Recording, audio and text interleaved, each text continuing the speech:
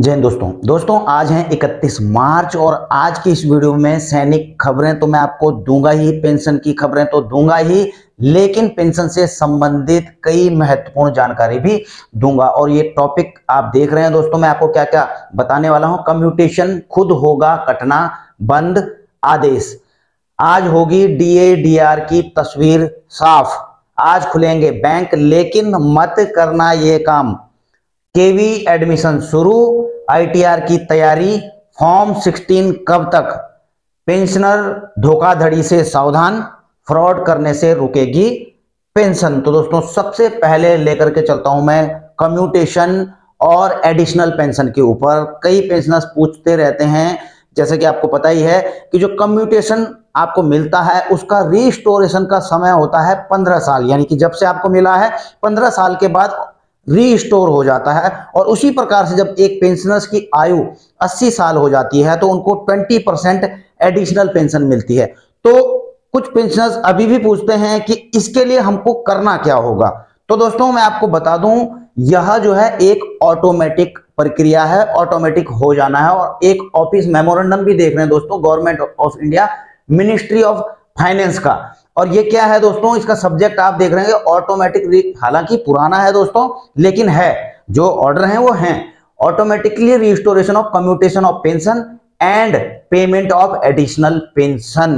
जी हाँ दोस्तों, यह जो है ऑफिस मेमोरेंडम ऑलरेडी निकला हुआ है, wherein all banks were advise to restore the commuted portion of pension after 15 years from the date of payment of commutation and pay additional pension on attaining age of 80 years both automatically। बिल्कुल इसमें office memorandum है कि जो है जब आपकी 15 साल हो जाता है तो कम्यूटेशन, और जब उसकी 80 साल हो जाती है तो आपका एडिशनल पेंशन जो है बैंकों के द्वारा या आपकी जो पेंशन डिसबर्सिंग एजेंसी हैं उनके द्वारा ऑटोमेटिक यह कार्रवाई कर दी जाए। और दोस्तों ऐसा है कि अगर किसी का नहीं होता है किसी भी हाल में तो अपनी कार्रवाई कीजिए दोस्तों, आपको जो है एप्लीकेशन दे दीजिए या आप उसकी कंप्लेंट डाल दीजिए अपने पेंशन डिसबर्सिंग एजेंसी में, यह अगर जो है आपको ऑटोमेटिकली नहीं होता है।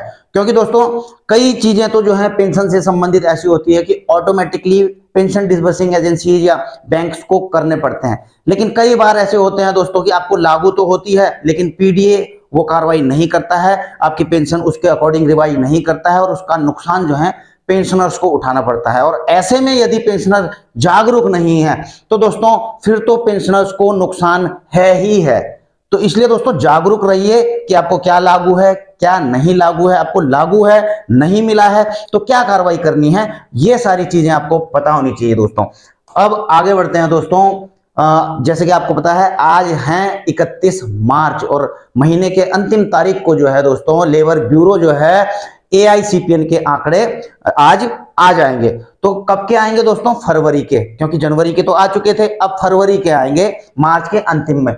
अब ऐसे में दोस्तों जो आपका डीए और डीआर बढ़ना है 1 जुलाई 2024 की बात कर रहा हूं मैं दोस्तों, क्योंकि 1 जुलाई 2024 से जो आपका डीए और डीआर तय होगा दोस्तों वो इन्हीं के अकॉर्डिंग होता है। जनवरी से लेकर के जून तक के जब पूरे आंकड़े आपके आ जाएंगे तो उसके बाद आपके जो है जुलाई के से जो भी आपका डीए डीआर बढ़ना होगा वह फाइनली जून का जब आ जाता है तो उससे तय होता है। तो जनवरी के तो दोस्तों ऑलरेडी आ चुके हैं और आपको पता है कि पहले अभी जो है 50% मिल रहा है, हो चुका है आपका। तो 50.84 जो है जनवरी के जब आए थे आंकड़े तो इतना बढ़ चुका था, ठीक है ना। अब क्या है दोस्तों, अगर फरवरी के आंकड़े आते हैं तो मैंने इसका थोड़ा कैलकुलेट किया है दोस्तों कि अगर ये कम भी आता है, ये अगर ज्यादा भी आता है तो 51% डीएडीआर आपका हो जाता है। और अगर जो है आंकड़े कम भी, इंडेक्स जो है कम भी आ जाता है, आप देख रहे हैं 138.9 है, अगर 137, वैसे इतना कम होता नहीं है फिर भी जो है इतना तो कंफर्म है कि 51% तक आपका डीएडीआर पहुंच जाता है फरवरी में। हालांकि दोस्तों ये इंप्लीमेंट होगा 1 जुलाई से ही, जब ये फाइनल होगा तो ये जितने भी बढ़ेंगे दोस्तों, लेकिन उम्मीद करते हैं दोस्तों अब की बार जो है जुलाई से हो सकता है दोस्तों 4%, तो पिछले 2-3 बार से बढ़ ही रहा है, हो सकता है इस बार 5% भी हो जाए या फिर 4% के करीबन, इतना रहना ही है। देखते हैं आगे आगे जब जून तक के आंकड़े आते हैं। अगला दोस्तों ये आप ministry of finance department of expenditure का आप 22 मार्च का एक ऑफिस मेमोरेंडम देख रहे हैं और यह है रिगार्डिंग दोस्तों बैंक के खुले होने के। जी हाँ दोस्तों, आज है संडे और आज है बैंक खुले। अब आप सोच रहे होंगे कहीं दौड़ते दौड़ते बैंक में चले जाएं, तो थोड़ा रुकिए, पहले पूरी खबर को सुन लीजिए। देखिए, फाइनेंशियल ईयर की क्लोजिंग होती है, आपको पता है 31 मार्च को, और ऐसे में जो है 31 मार्च को ही पड़ गया संडे, जबकि जो है बैंक हो गए या फिर जो भी फाइनेंस से जुड़ी हुई चीजें हैं, तो ऐसे में जो है इसलिए आरबीआई ने जो है निर्देश दिए हैं बैंक्स को कि all branches of bank dealing with government receipt and payment open for transaction on 31 मार्च।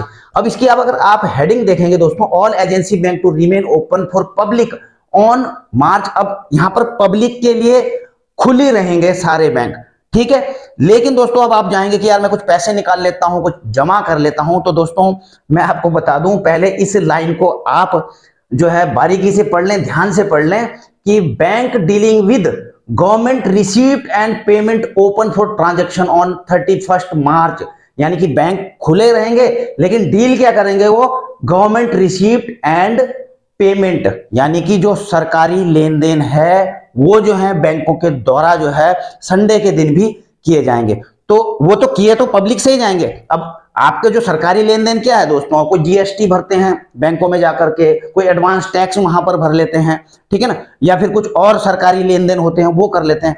लेकिन यहां पर कहीं भी मेंशन नहीं किया गया है कि पब्लिक डीलिंग तो है, लेकिन उसमें यह मेंशन नहीं किया कि पब्लिक के लिए आम डीलिंग चलेगी, कि लेन देन चलेगा। यहां पर जो मेन क्या लिखा गया है, गवर्नमेंट, आप खुद देख लीजिए, government receipt and payment open for, ठीक है ना, गवर्नमेंट, क्योंकि फाइनेंशियल ईयर की क्लोजिंग है, इसलिए जो सरकारी काम है, जो सरकारी लेन है, देन है, वो चलेगा बैंकों में।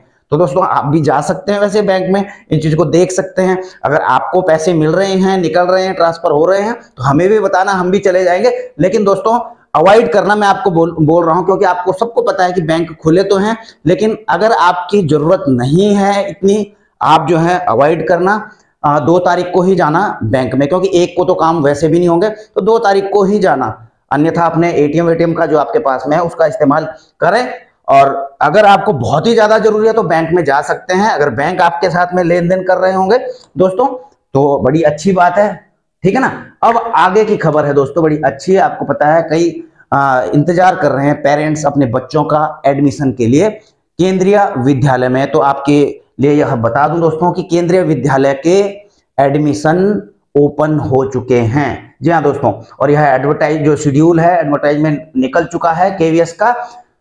जो पहली क्लास के ऑनलाइन रजिस्ट्रेशन होंगे दोस्तों, जो पहली क्लास है ऑनलाइन रजिस्ट्रेशन होंगे, 1 अप्रैल से शुरू होंगे दोस्तों, और 15 अप्रैल तक जो है अंतिम तारीख है इसकी ऑनलाइन रजिस्ट्रेशन की, ठीक है। रजिस्ट्रेशन जब हो जाएंगे तो 19 को जो है पहली प्रोविजनल लिस्ट निकलेगी, 29 तारीख अप्रैल को दूसरी निकलेगी, और जो है 8 मई को जो है तीसरी प्रोविजनल लिस्ट निकल जाएगी। अगला दोस्तों, ये तो फर्स्ट क्लास के लिए, और जो सेकेंड क्लास से लेकर के ऊपर की हैं, तो इसमें जो है 9th क्लास को छोड़ करके ऑफलाइन, जी हाँ दोस्तों ध्यान रखना, फर्स्ट क्लास के होंगे ऑनलाइन, और जो सेकेंड क्लास के होंगे दोस्तों ऑफलाइन मोड में फॉर्म भरे जा सकते हैं 9th क्लास को छोड़ करके।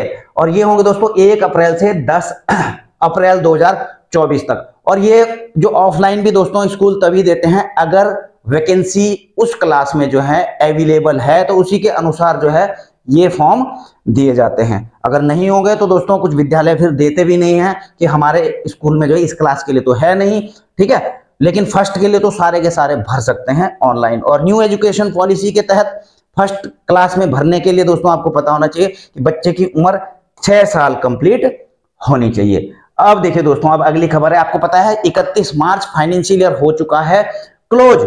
तो ऐसे में दोस्तों कई पेंशनर हो गए, चाहे कई अन्य व्यक्ति भी हो गए, उनकी चिंता हो चुकी है ये पिछले साल का, इस फाइनेंशियल ईयर का 23-24 का इनकम टैक्स रिटर्न फाइल करने की। और दोस्तों होना भी चाहिए, क्योंकि आपने जो है इनकम टैक्स रिटर्न फाइल करके चिंता मुक्त हो जाते हैं। तो ऐसे में दोस्तों आपको मैं बता दूं, मुझे कमेंट्स भी आने लग गए हैं कि जब हम जो है फॉर्म 16 हमने चेक किया अपना, ठीक है, आप कहाँ किया चेक किया मुझे भी नहीं पता, तो उसमें जो है पहला और दूसरा क्वार्टर ब्लैंक है, तीसरे में जो बैंक से इन्होंने निकाला होगा, तीसरे चौथे में, तो इनका जो अभी पूरी डिटेल फॉर्म 16 में ये कह रहे हैं मुझे दिखाई नहीं दे रही है, यानी कि सारे क्वार्टर्स का अभी जो है इन्हें नहीं मिला है और ये आईटीआर भरना चाहते हैं। तो दोस्तों मैं आपको बता दूं, देखिए जो प्रोविजनल मैं आपको डेट बता दूं कि जो लास्ट डेट होती है आईटीआर भरने की वो होती है 31 जुलाई। पिछले साल भी यही थी अंतिम तिथि। उसके बाद जो है कुछ बढ़ाया भी जाता है सरकार की तरफ से, लेकिन 31 जुलाई होती है अंतिम तिथि। तो ऐसे में जल्दीबाजी करने की जरूरत दोस्तों नहीं है। इनकम टैक्स रिटर्न जरूर फाइल करिए, लेकिन जल्दी मत करिए,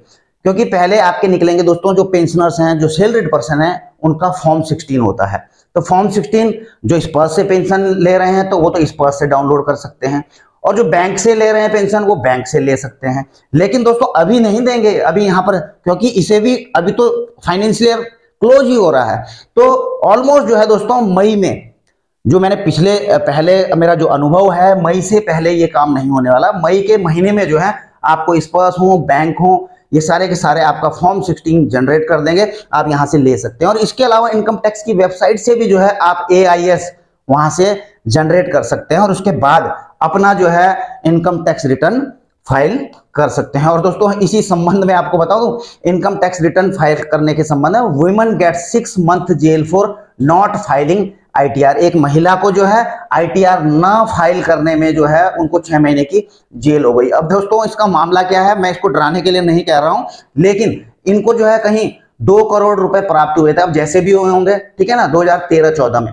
लेकिन हुआ क्या, इनकम टैक्स की नजर पड़ी, इनकम टैक्स ने इनको नोटिस भेजे कि आप ITR फाइल करिए, 2 करोड़ रुपए कहां से आया है, इसका टैक्स भरिए। लेकिन इन महिला ने दोस्तों नोटिस मिलने के बावजूद भी जो है इनकम टैक्स रिटर्न फाइल नहीं किया। अब ऐसे में जब इन्होंने फाइल नहीं किया तो उसके बाद जो है इनकम टैक्स रिटर्न जो है, ये जो इनकम टैक्स डिपार्टमेंट है, सीधा कोर्ट में चले जाता है और कंप्लेन कर देता है, और कोर्ट से उनको जो है 6 महीने की सजा मिलती है।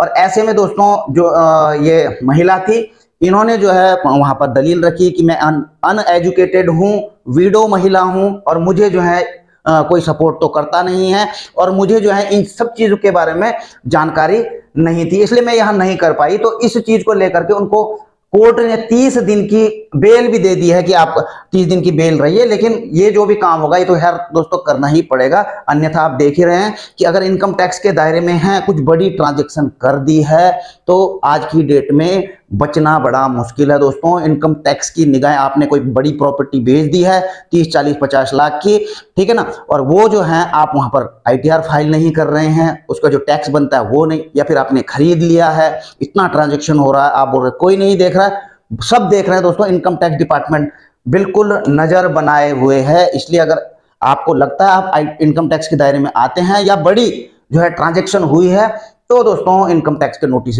आ सकते हैं, उसको आप जो है क्लियर करिए। अच्छा, जो मेरा कहना है, must file income tax return दोस्तों जरूर फाइल करना चाहिए। अब देखिए कोई लोग कंफ्यूज रहते हैं, क्योंकि देखिए filing ITR and pay income tax both are different. मैं आपको बता दूं दोस्तों, एक तो इनकम टैक्स रिटर्न फाइल करना और इनकम टैक्स पे करना दोनों अलग अलग चीजें हैं। ज्यादातर लोग जो ITR फाइल करते हैं दोस्तों, वो इनकम टैक्स, इसका मतलब ये नहीं है कि वो इनकम टैक्स पे करते हैं। क्यों, मैं आपको बताऊं, जो ITR फाइल करता है, इनकम टैक्स के दायरे में आ रहे होते हैं, ITR फाइल करता है, तो वो क्या करते हैं, इन्वेस्टमेंट दिखाते हैं और टैक्स से छूट ले लेते हैं, ठीक है ना, लेकिन वो ITR फाइल जरूर करते हैं, क्योंकि इसके दोस्तों कई फायदे हैं ITR फाइल करने के।